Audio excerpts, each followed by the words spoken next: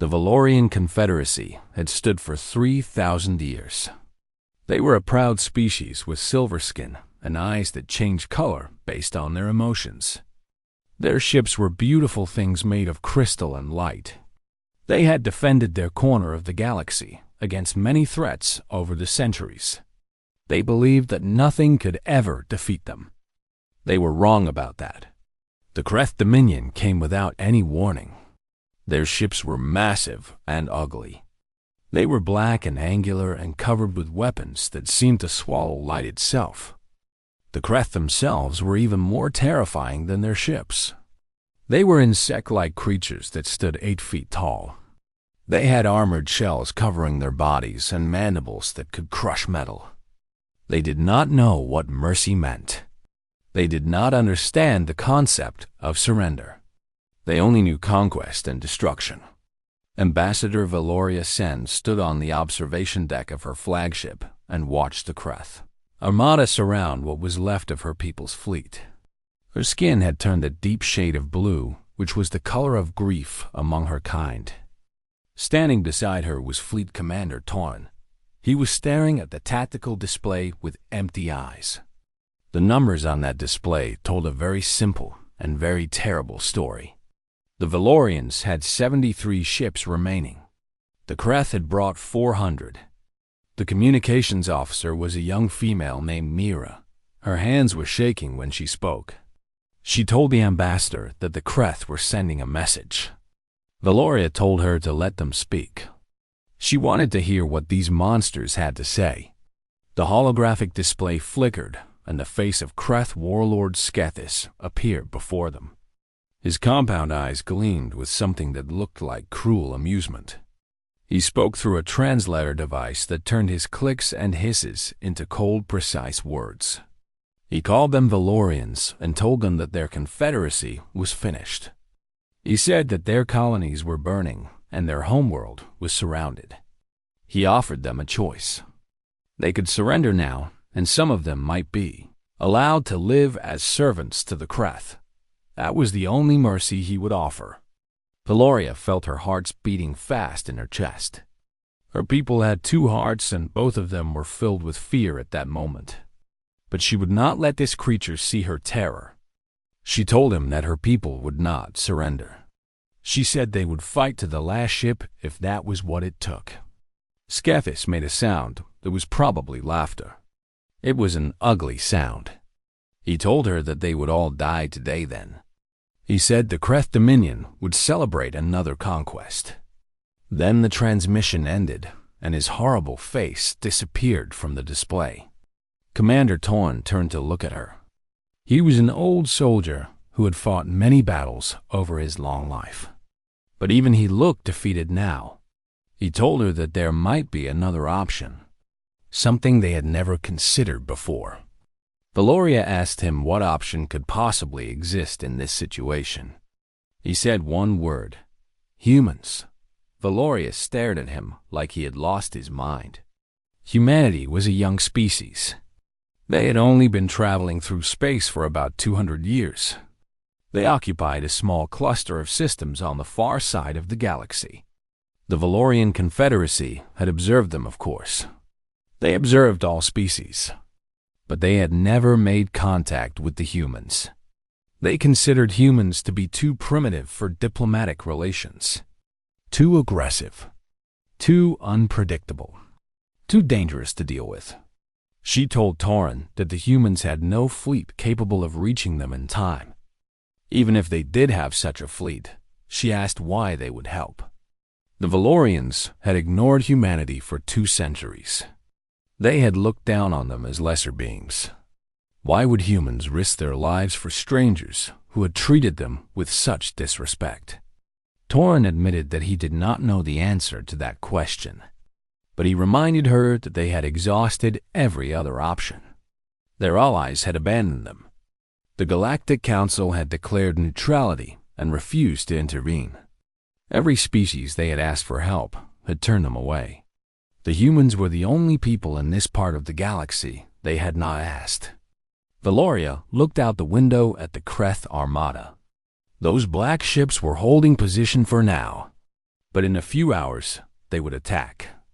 And when they did, her entire civilization would be destroyed.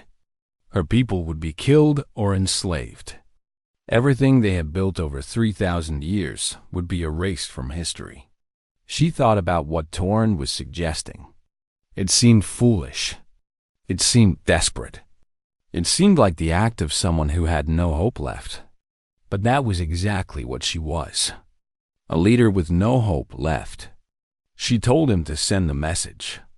The communications team worked quickly. They composed a message explaining their situation. They described the Kreth Dominion and the threat it posed. They admitted that they had nothing to offer in return for help. They only had their gratitude and whatever resources might survive the destruction of their civilization. They begged for any assistance the humans might provide. The message was sent out into the void. It traveled at faster than light speeds across the vast emptiness of space. It bounced through relay stations and quantum beacons. It crossed distances that would take thousands of years to travel at normal speeds.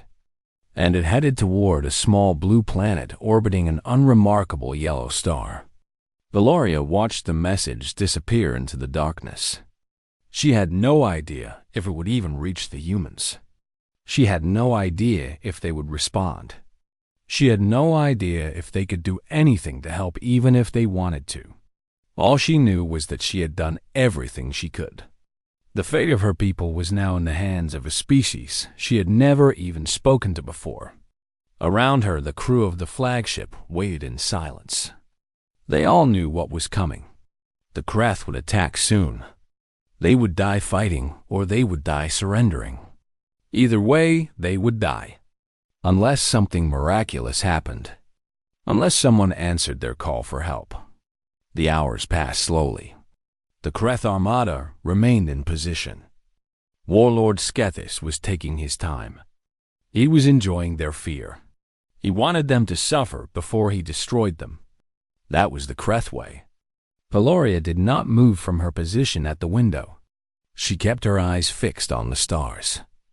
Somewhere out there in the darkness, a message was traveling toward humanity. Somewhere out there, people who had never heard of the Valorians would soon learn of their desperate situation. And somewhere out there, the fate of an entire civilization would be decided by strangers. She whispered a prayer to whatever gods might be listening. She asked them to let the humans hear her message. She asked them to let humanity answer. She did not know if the gods were real or if they cared about her people. But she prayed anyway, because prayer was all she had left. The message traveled across the galaxy for many days. It passed through empty space where no living thing had ever existed. It bounced through relay stations that had been built by civilizations long dead. It crossed distances so vast that the human mind could barely comprehend them. And finally, it reached a small space station orbiting the moon of a small blue planet called Earth. The station was called Lunar Watch. It was humanity's early warning system for anything approaching from deep space. The station was not very impressive by galactic standards. It was a simple metal structure with sensors and communication equipment. But it served its purpose well. Lieutenant Emma Price was on duty when the transmission arrived. She was 26 years old, with short brown hair and tired eyes. She had been working a 12-hour shift, and she was ready to go home. When the signal first appeared on her screen, she almost ignored it. It looked like noise, random static from somewhere in the void. But something made her look closer. She ran the signal through the translation algorithms. The computers worked for several minutes, trying to make sense of the alien language. When the translation finally appeared on her screen, she felt her blood turn cold. She read the message 3 times to make sure she understood it correctly. Then she contacted her commanding officer immediately. Captain Daniel Cole arrived within minutes. He was a weathered man in his 50s with gray hair and hard eyes. He had served in many conflicts during his long career. He had fought pirates and rogue colonies and everything in between. but he had never seen anything like this message. He read it twice without saying a word. Then he told Anna to connect him with Admiral Wright at Priority 1. The message reached the highest levels of Earth's United Defense Command within an hour. Admiral Patricia Wright sat in her office at headquarters in Geneva and read the Valorian plea for the third time.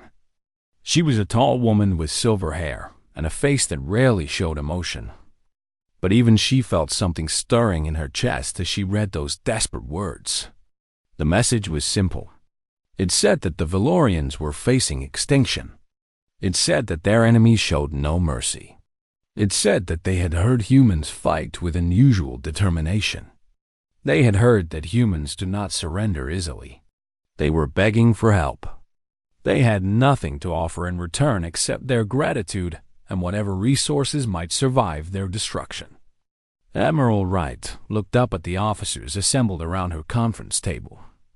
General Marcus Hayes of the Marine Corps was there. He was a big man with a loud voice who always spoke his mind. Admiral Stephen Park of the Space Navy was there as well. He was a quiet man who preferred numbers and facts to emotions. Dr. Linda Martinez was the chief xenologist, and she studied alien species for a living. And finally, there was Secretary of Defense William Chun, who represented the civilian government. Chun spoke first. He asked if they could even reach the Valorians in time to help. Admiral Park checked the coordinates that had been sent with the message. He calculated the distance and the speed of their fastest ships. He told them that the Valorians were approximately 4 months away. By the time any fleet arrived, the war would be long over. General Hayes shook his head. He asked why they were even discussing this.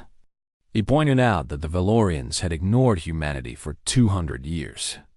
They had considered humans to be primitives, not worth talking to. Now they were in trouble, and suddenly they wanted help. He thought it was ridiculous to even consider risking human lives for them. Dr. Martinez leaned forward in her chair. She had been studying the Kreth Dominion for years based on reports from other species. She told them that the Kreth were expansionist. They conquered everything in their path. If they destroyed the Valorians, they would control the entire outer spiral arm of the galaxy. Eventually, they would expand toward human territory. Humanity would face them sooner or later, whether they acted now or not. Admiral Wright stood up and walked to the window. Outside, the lights of Geneva sparkled in the evening darkness. She could see people walking on the streets below. They had no idea that somewhere across the galaxy, an entire civilization was dying. They had no idea that their leaders were debating whether to send their sons and daughters to fight in a war that had nothing to do with Earth. She thought about what it meant to be human. She thought about all the times in history when people had faced impossible odds and refused to give up. She thought about all the times when strangers had helped strangers for no reason other than it was the right thing to do. She thought about the kind of species humanity wanted to be. General Hayes spoke again. He reminded everyone that they had no obligation to help the Valorians. No treaty required it. No law demanded it. The Valorians had never done anything for humanity. Sending a fleet would cost lives and resources that could be used elsewhere. Admiral Wright turned away from the window and looked at him. She agreed that they had no obligation. She agreed that the Valorians had treated humanity with disrespect.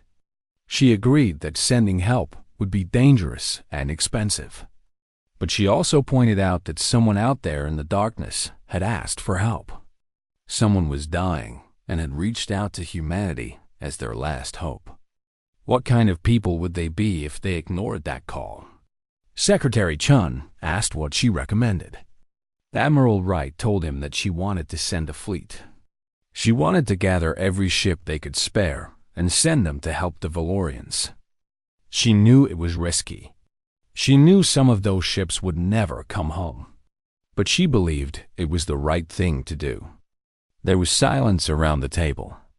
Each person was thinking about what this decision would mean. Lives would be lost. Families would be destroyed. The cost would be enormous. But something else was at stake as well. The soul of humanity itself. Chun nodded slowly. He said he would take the recommendation to the president.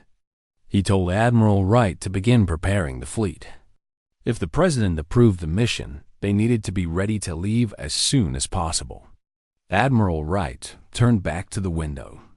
Somewhere up there beyond the atmosphere, a desperate civilization was waiting for an answer. She hoped they could hold on long enough for help to arrive. She picked up her communicator and began issuing orders. Ships needed to be gathered. Crews needed to be assembled. Supplies needed to be loaded. They had a lot of work to do and very little time to do it. She also sent a simple message to the Valorians. It said only 6 words. Hold on. Help is coming.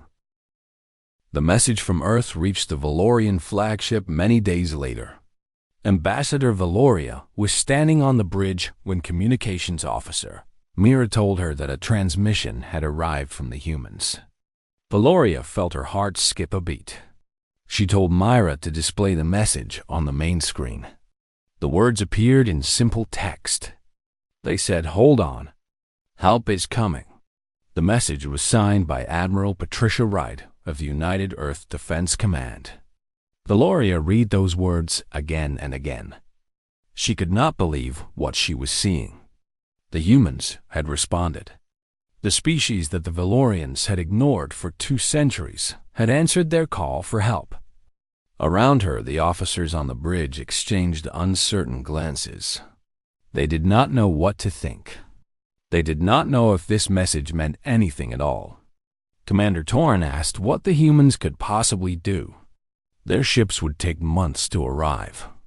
Their technology was primitive compared to both the Valorians and the Kreth. Even if they did arrive in time, their fleet would be small and weak. It seemed like an empty promise. But Valoria felt something she had not felt in a long time. She felt hope. Someone had answered. Someone cared enough to try. That had to mean something. The Kreth attacked 3 hours later. Warlord Skethis had grown tired of waiting. His ships moved forward in perfect formation. Their weapons began to fire. The space around the Valorian fleet lit up with plasma bolts and energy beams. The battle was brutal and completely one-sided. Valorian ships exploded one after another. Their beautiful crystalline hulls shattered into millions of pieces. Commander Torn died when his cruiser was cut in half by a Kreth plasma lance. He had served the Confederacy for 40 years, and now he was gone in an instant. By the end of the first day of fighting, only 31 Valorian ships remained. The rest were debris floating in the void. Thousands of Valorians had died. Thousands more would die soon. Warlord Skethis broadcast another message. He told them to surrender or be annihilated. He said there would be no third offer. His voice was calm and confident. He knew he had already won. It was only a matter of time. Valoria responded to his message. Her skin had turned gray, which was the color of exhaustion among her people. She told Skethis that they were waiting for allies. Her voice was steady even though her hands were shaking. Skethis laughed that horrible clicking laugh. He asked what allies she was talking about. He said the galaxy had abandoned the Valorians.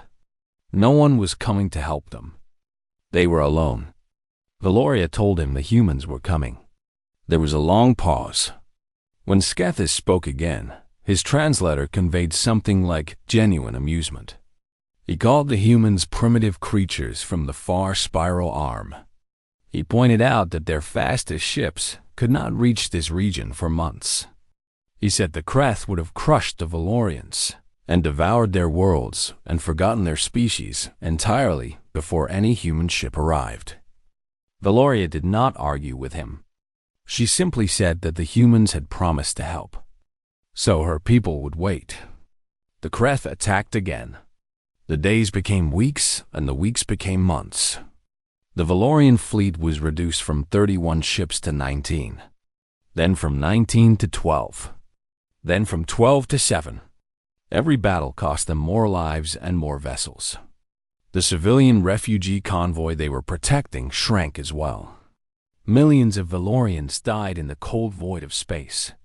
Their ships were picked off one by Kreth hunters. Ambassador Valoria stopped sleeping. She spent her nights staring at the communications panel, waiting for any word from the humans. But no messages came. The void remained silent. She began to wonder if the humans had changed their minds. She began to wonder if they had lied. She began to wonder if hope was just another form of torture. The crew around her was losing faith as well. They had fought bravely for months, but they were exhausted. They had watched their friends die. They had seen their civilization crumble. And still no help arrived. Some of them began to whisper that the humans were not coming. Some of them said the ambassador had been foolish to believe in primitive aliens. On the 123rd day since the message from Earth, only 4 Valorian ships remained. The Kreth surrounded them for what would be the final battle. Warlord Skethis did not bother with demands this time. He did not offer surrender. His fleet simply closed in with weapons charging. He intended to finish this once and for all.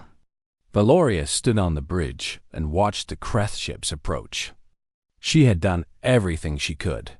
She had fought as long as possible. She had believed in the humans even when everyone else had lost faith. But it seemed that belief was not enough. The humans had promised help, but they had not come. Perhaps they never intended to come. Perhaps they had simply told her what she wanted to hear. She closed her eyes and prepared to die. Then Myra screamed. Valoria opened her eyes and looked at her communications officer. The young female was staring at her sensor display with wide eyes. Her hands were trembling. She was saying something about contacts. Multiple contacts emerging from faster than light travel. Unknown signatures.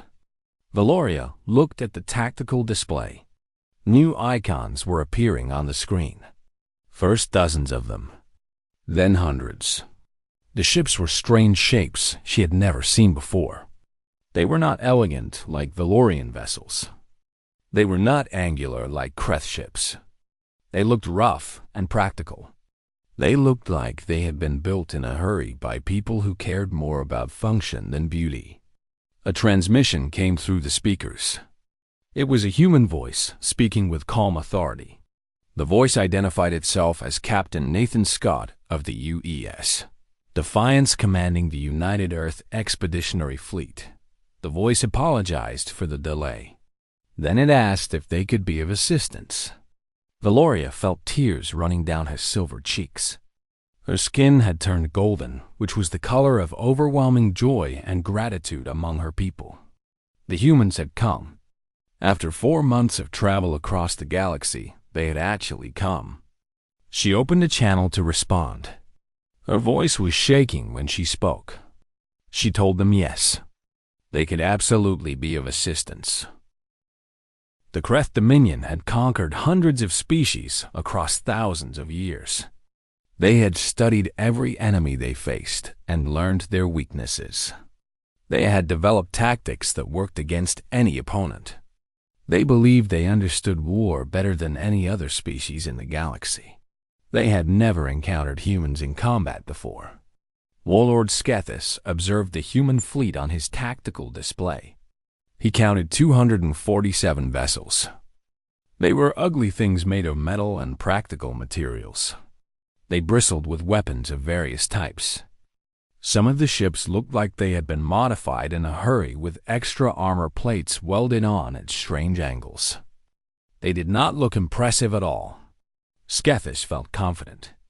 His fleet still had over 300 ships. His technology was superior. His warriors were experienced.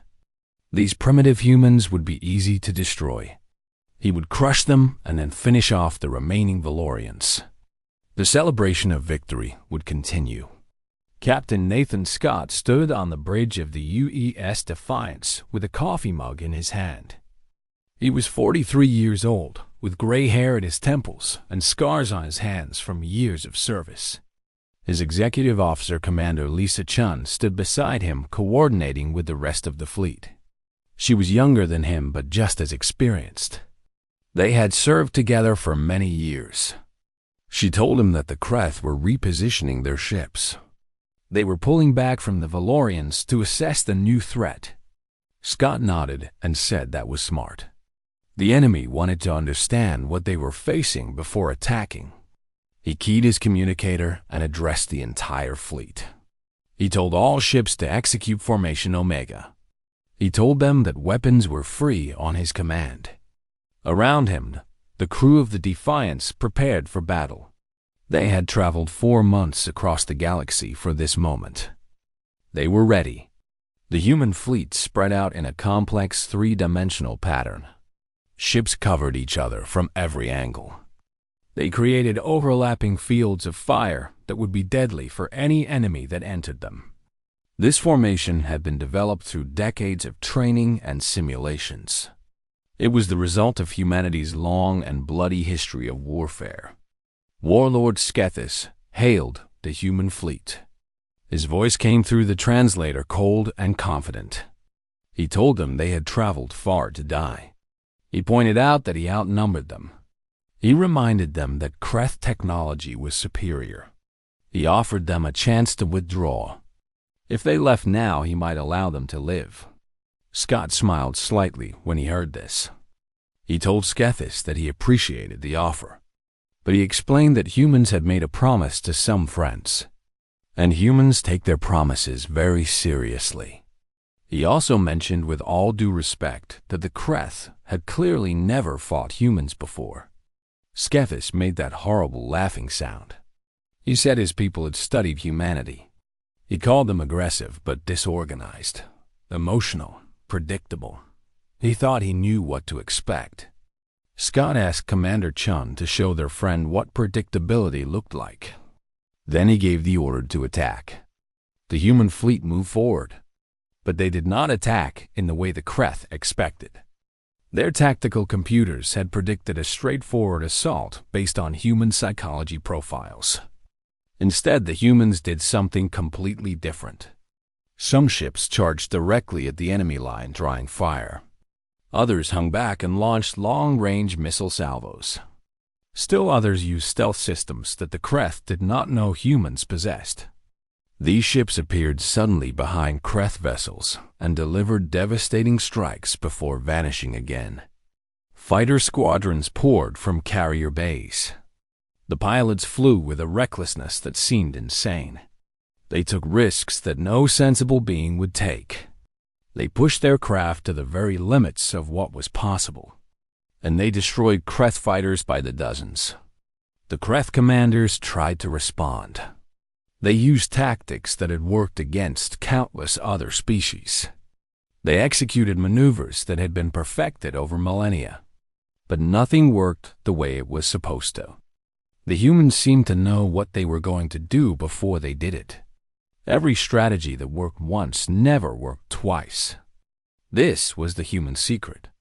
They adapted in real time. They learned from every exchange. Their captains communicated, constantly sharing observations and adjusting tactics. They invented new strategies in the middle of battle. They did things that no tactical computer could predict because they were not following any playbook. They were improvising. Within an hour, 40 Kreth ships were destroyed. The black angular vessels that had seemed so terrifying exploded one after another. Within 2 hours, that number had doubled. The void was filled with debris and bodies. Skethis watched his tactical display with growing disbelief. This was impossible. The humans were outnumbered. Their ships were cruder. Their technology was inferior. Yet they were winning. He demanded answers from his officers, but none of them could explain what was happening. Captain Scott stood calmly on his bridge and directed the battle. He drank his coffee and issued orders. He seemed almost relaxed even as chaos erupted around him. This was what humans did. They fought. They adapted. They refused to give up no matter the odds. The used Defiance took several hits during the battle. Damage reports came in from all over the ship. Crew members were injured. Systems were failing. But the ship kept fighting. The crew kept working. They patched holes and rerouted power and kept their weapons firing. The Krath began to retreat. For the first time in centuries, they were falling back from an enemy. Their perfect tactics were useless against these strange creatures from the far side of the galaxy.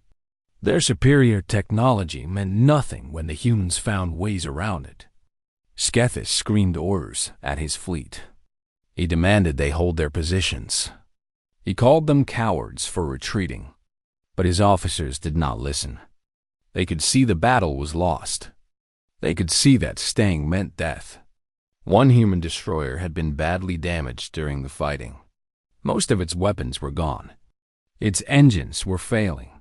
The captain of that ship was a young woman named Sarah Price. She was the sister of Lieutenant Emma Price, who had first received the DeLorean message back at Lunar Watch. When Sarah saw that Skethis was trying to escape, she made a decision. She aimed her dying ship at the Kreth flagship. She pushed the engines to maximum. Her crew had a chance to eject, but most of them stayed at their posts. They rode that broken destroyer right into the side of Skethis' vessel. Both ships exploded together. The warlord, who had conquered so many species, died in an instant. The remaining Kreth ships fled into faster-than-light travel. They ran back toward Dominion space. They left behind 206 destroyed or disabled vessels. The battle was over. The humans had won. The battlefield fell silent after the Kreth fled. The void was filled with wreckage from both sides. Twisted metal and shattered hulls floated through space. Bodies drifted among the debris. It was a terrible sight, but it was also a victorious one. Captain Nathan Scott stood on the bridge of the UES Defiance and surveyed the aftermath. His ship had survived, but it was badly damaged. Smoke filled the corridors. Many systems were offline. Several crew members had been killed or injured, but they were still here. They were still alive. Commander Lisa Chun gave him the final count. The human fleet had lost 73 ships. 12,000 men and women had given their lives in this battle. They had traveled 4 months across the galaxy to fight for strangers. Many of them would never go home again. Their families would receive messages telling them that they're loved. Ones had died far from Earth, fighting in someone else's war. Scott felt the weight of those numbers. Every one of those 12,000 people had been real. They had names and faces and dreams and families. They had volunteered to come on this mission, knowing they might not survive. They had believed it was the right thing to do. He hoped their sacrifice had been worth it. The communications officer told him that Ambassador Valoria was hailing them. Scott told him to put her through. He straightened his uniform and tried to look presentable even though he was exhausted. Valoria's face appeared on the main screen. Her silver skin was pale, and her eyes were red from crying. But her skin also had a golden tint, which Scott had learned was a sign of deep gratitude among her people. She looked at him for a long moment before speaking. She told him she did not have words sufficient to express what she was feeling. Her people had been saved by strangers. Humans had traveled across the galaxy and fought and died for a species that had never even spoken to them before. She asked him why. She needed to understand what would make anyone do such a thing. Scott thought about the question carefully. He thought about all the reasons they had, debated back on Earth, the strategic value of stopping the Kreth before they became a threat, the importance of establishing alliances with other species, the chance to prove humanity's worth on the galactic stage. All of those reasons were true, but none of them felt like the real answer. He told her the truth. He said that her people had asked for help. They were alone and outnumbered, and facing an enemy that wanted to destroy everything they were. They had no other options, and so they reached out to humanity. And when someone asks for help like that, you answer. That is what humans do. That is who they are. Valoria was silent for a long time. When she spoke again, her voice was very soft. She said the Kreth would return. They would come back with a larger fleet, and they would want revenge. She asked if humans would stand with her people again when that happened. Scott looked around at his crew. He saw tired faces and bandaged wounds and eyes that had seen too much death. But he also saw determination. He saw pride. He saw people who believed in what they had done and would do it again if needed. He told her that humans were stubborn. They were aggressive. They absolutely refused to let bullies win. So yes, when the Kreth came back, the humans would be there. And next time, they would bring more friends. The transmission ended.